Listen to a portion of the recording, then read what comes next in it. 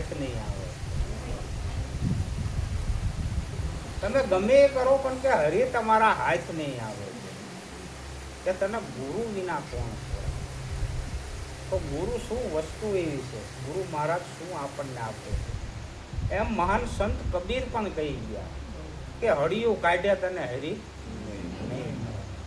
કાશી મથુરા જઈ તું શું લાયો, એક દંડ ને બીજો ડામ.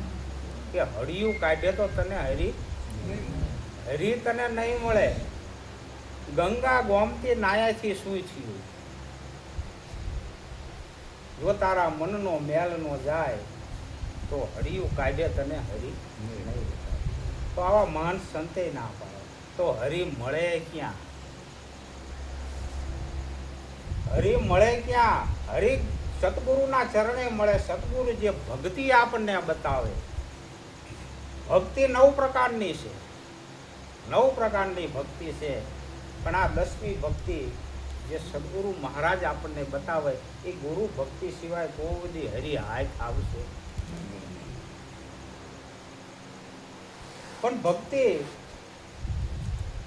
આ માણસો વેશમાં માને છે કે ભક્તિના 2 પ્રકાર છે. એક બાહ્ય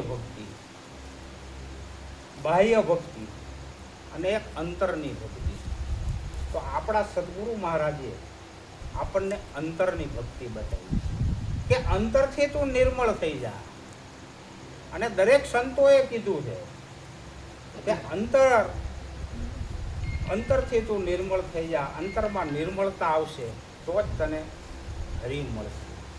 પણ અંતરની અંદર જ્યાં સુધી આપણા મેલ ભર્યા હોય, બધા કૂળ કપટ દગા પ્રપંચ પાછલા આવા જો ભર્યા હોય ત્યાં સુધી કોદી આ હરી મળે એમ છે. તો ગુરુ મહારાજે આપણને તન લીધું, ધન લીધું, મન લીધું અને શીશ શા માટે એવું લીધું?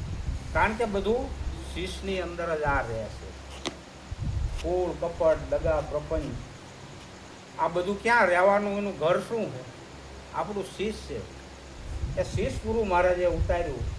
તન મન ધન અને શીશની કુરબાની થતાં પછી જે આપણને ઓળખાયું આપણું પોતાનું પદ કે જે નિજ સ્વરૂપ, જે નિજના જે ઓળખાયું. અને એ ઓળખાની સાથે જ આપણને હરિની પ્રાપ્તિ થઈ ગઈ કે હવે આપણને પોતાનું ઓળખાણ થાય તો બીજાને ઓળખાય.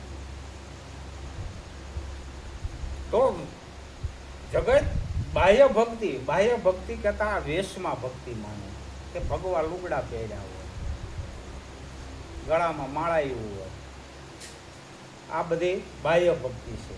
કે તીરથ વ્રત જપ તપ તીરથ આ બધી બાહ્ય ભક્તિ કે પુણ્ય દાન આ બધી બાહ્ય ભક્તિ છે. પણ આનાથી અંબારામ ભગત એમ કહેશે કે તારા જન્મ મરણ રૂપી આ 84નો ફેરો નહીં ટળે.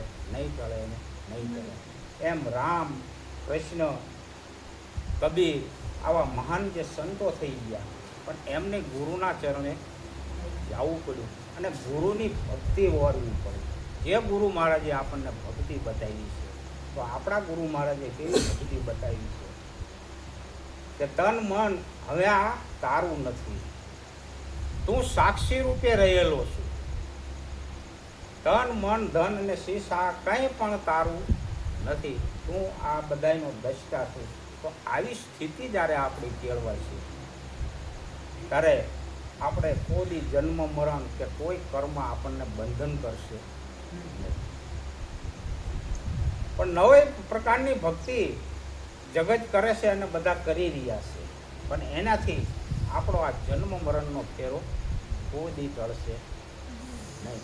જન્મ મરણનો ફેરો મટાડવા માટે સદગુરુ મહારાજને ચરણે જઈ અને આપણે જે એમને ભક્તિ આપણને બધાને બતાવી છે કે હવે આપણે કઈ રીતે જગતમાં રહેવું બતાવ્યું છે ને, કઈ રીતે વિચરવું, કઈ રીતે હાલવું, કઈ રીતે બોલવું, આપણે એના નિયમ અનુસાર આપણે આપણું વર્તન, આપણી વાણી, આપણો વ્યવહાર બધોય આપણે કરશું તો આપણે અવશ્ય ચોક્કસ આ જન્મ મરણના ફેરાથી ઢળી જાય છે, ચોક્કસ મટી જાય છે.